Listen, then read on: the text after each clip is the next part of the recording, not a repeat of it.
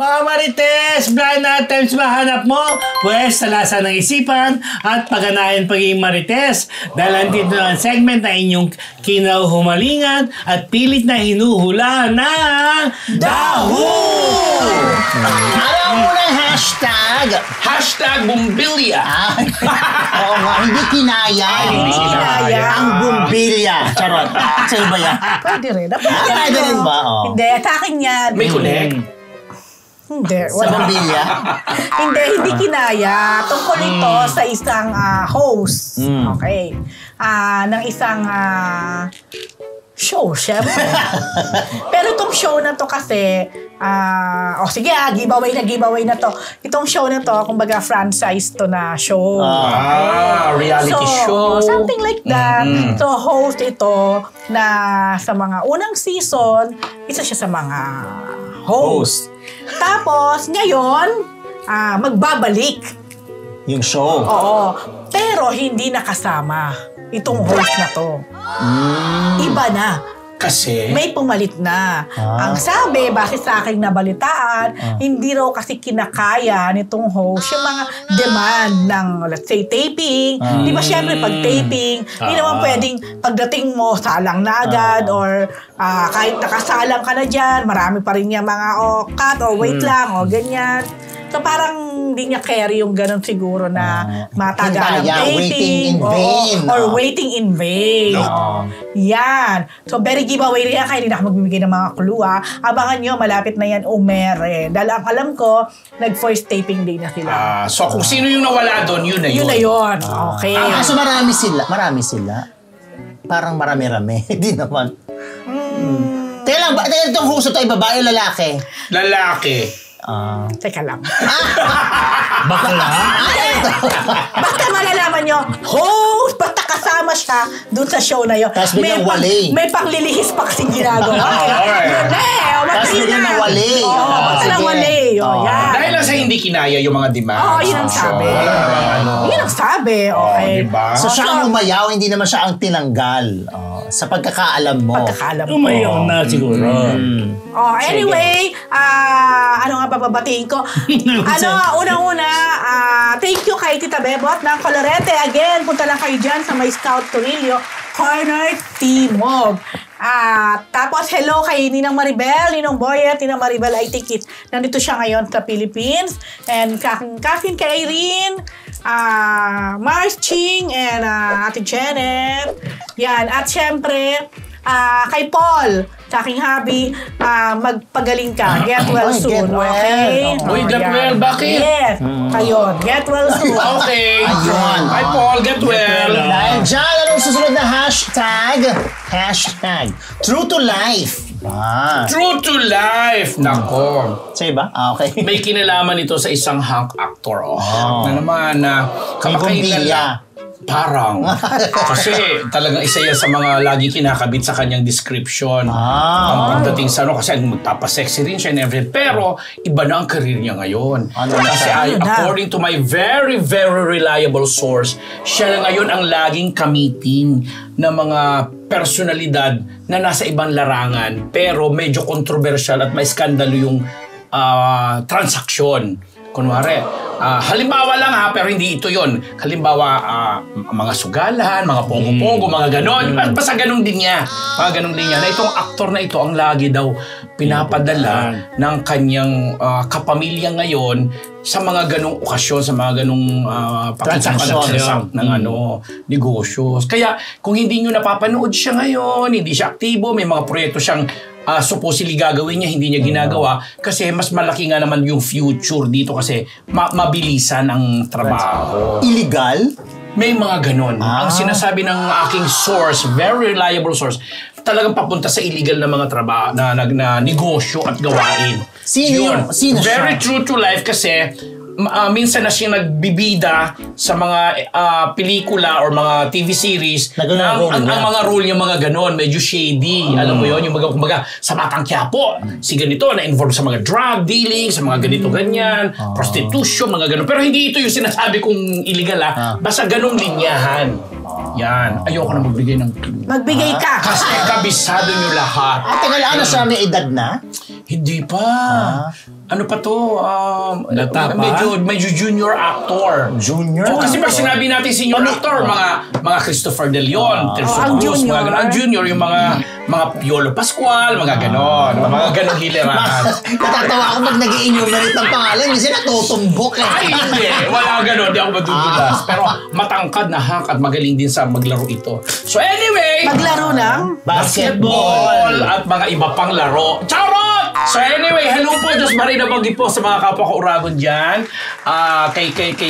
Sa ako Bicol Party List, kay Congressman Zaldico, kay Ma'am Mayrin ko, kina paring Joey de Guzman, hello, welcome back. At kay Papa Bernard Peralta, hello, alam mo na, pasalubong, charot. At saka kay Ma'am Telma Zuniga Rodriguez po sa Simas Philippines, at kay Colonel Jundi Mayuga, Faces and Curves, Dr. Sheila Ricasata, at congratulations po sa pamangkin mo na kagagraduate na ng law sa Berkeley na honor, bongga talaga. Ay, wow. Ibang klase. At maraming salamat po. Thank you very much. Niyong! Yun na, si Lola mo. Umuwi ka na sa lola mo, Niyong! But anyway, may I add, congratulations kay Miss Rhea ng Beauty Dorm for its 15th anniversary. Congrats, Miss Rhea. At ang bago nilang endorser ay Sherilyn Mercado. Wow! Sorry po, hindi ako nakapunta kanina. At dagdag ko na lang din to, ang Local Shellfish Advisory, ngayon lang pinanawagan ang Bureau of Fisheries and Aquatic Resources na si Ginoong Wilfredo Cruz bilang Regional Director na eto lang po, pinag-iingat po tayo ito sa mga natin sa mga seashells, especially po dyan sa lugar sa Bataan. So red, red tide. Orani, Hermosa, Duragon, Mariveles, Limay, Orion, Pilar, lahat na yata ito, Balanga, Samal, and Abukay. Yes. Mga mga tahong, mga ganon. Nag-positive daw po sa, hindi ko mabasa itong gym na chuchu na ito. Basta ito isang, isang toxic microorganism na that causes paralytic shellfish poison. Pinag-iingat po lang tayo dyan. Nananawagan lang po. Maraming salamat. Red tide ba? Or parang ganon, oo. Diba? Ingat. Pagka ganon talaga, hindi talaga pwedeng kumain ng mga tahong at Yun. mga At lalo doon sa mga lugar na po na binanggit ko po sa Bataan. Mula po yan sa BFAR office, sa office ni Ginoong Wilfredo Cruz, ang Regional Director po. Yun lang. Carry dahil dyan. Service. Basta Bataan, lapit-lapit ng loob mo sa Bataan, no? Ay, naman. Hashtag photo ops. Ito yan. Mas malapit ang loob niya. Alam nyo? Nadalo ko na ang hindi mo. Invite mo naman. Oo. Invite mo Ang naman. lapit-lapit. Oo, di ba? It's just around the corner, di ba? Kunin mo naman. Ito, di ba? Total, wala nang pandemic, di ba? So, uso na ngayon sa mga live audiences and everything, di ba? May mga audience nagpapaphoto off, chuchu, selfie, groupie. So, eto na.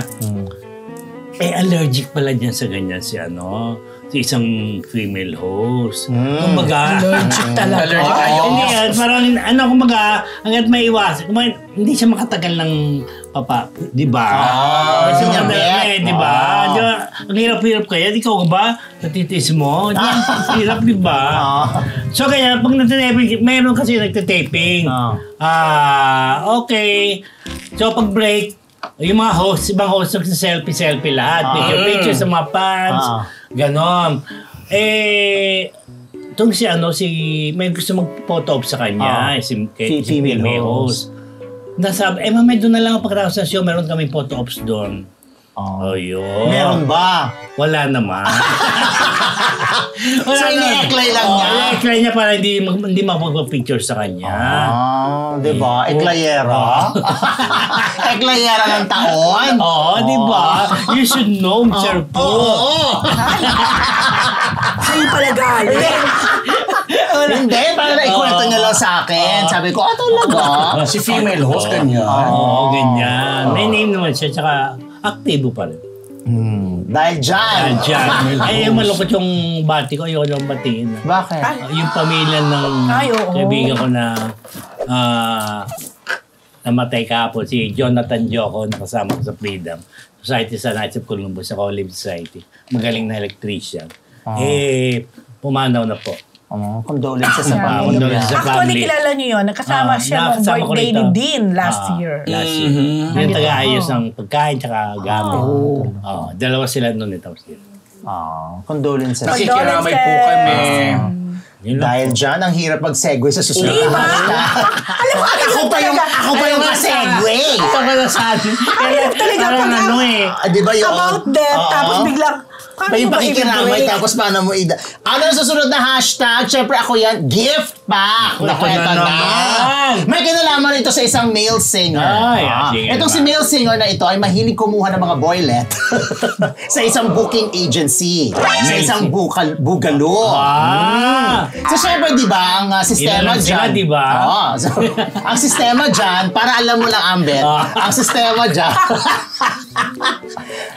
kailangan, kapag kukuha ka sa booking agency o sa bugalo, syempre bibigyan mo yung bugalo. O hindi ako bugalo.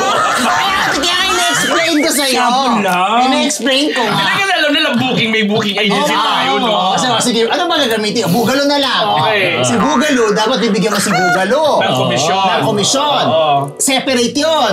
Tapos, separate din dun sa boylet na darating sa iyong kung saan man kayo magkikita. So, di ba, separate yun. Walang usapan si Bugalo tsaka si nagigib. boylet. Ang magbibigay nun, si kliyente, si male singer. So, syempre, si Saan probinsya?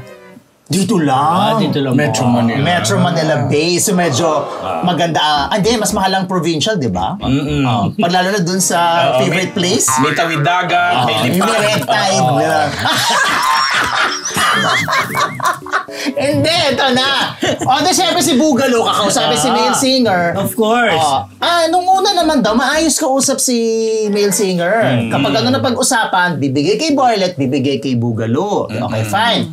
Nung medyo marami nang nakukuha si male singer kay Bugalo, una, hindi daw sumusunod doon sa usapan. Merong... Parang kinakatan. Ay, parang binabawasan. Humingi pa rin. May kumi. Hindi, parang galimbawa, sabi ni Bugalo, kumiko, ang commission ko 1,000. Bibigay lang niya 800. Ay, Ganon. nakatan pa nga. Inaano ni male singer, parang... Male singer. Tapos, ito na nakakaloka. Di ba si Boylet, darating. Siyempre si Boylet, may, rin yung TF din yun. Halimbawa, 1,000 ulit.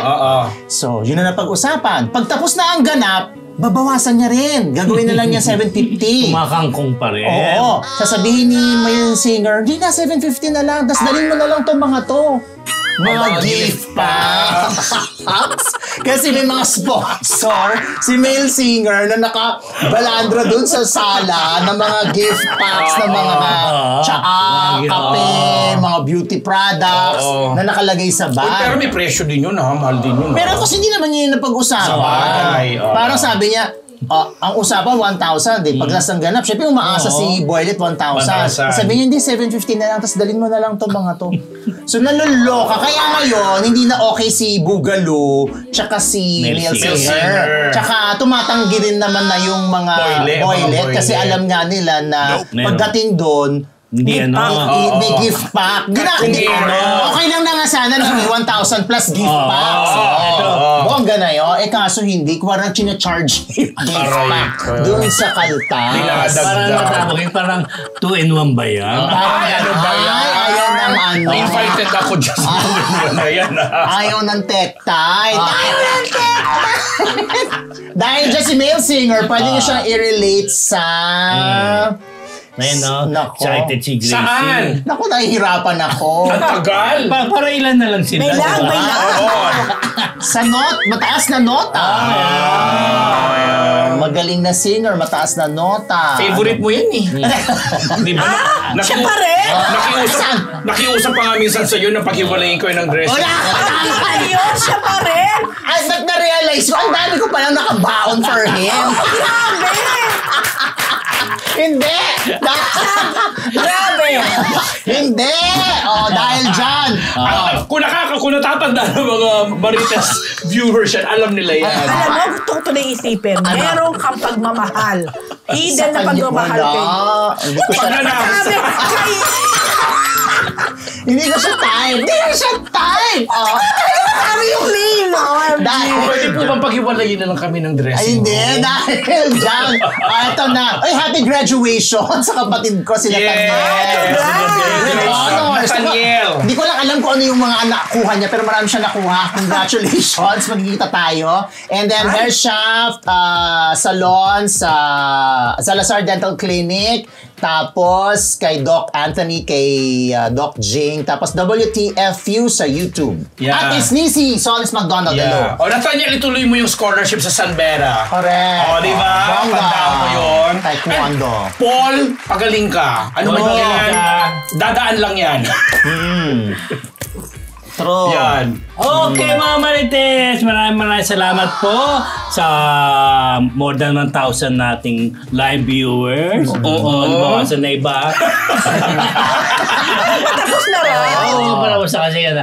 At sa Sabado po, manood po kayo ng Marites University sa All TV at 10 in the evening. Ano nagpakulay si Pakulay pa, Irene M. Irene M. Yes. 49. Pinsan ko yan. Thank you. Thank you, Irene. Oo. Nagmataan din. Hindi, taga-Kainta.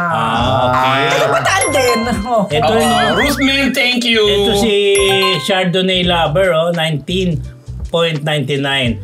It's always been a breath of fresh air when I watch Marites University with live. More power to you all. Thank you. Chardonnay. Sa Sabado, on TV po. 10 o'clock.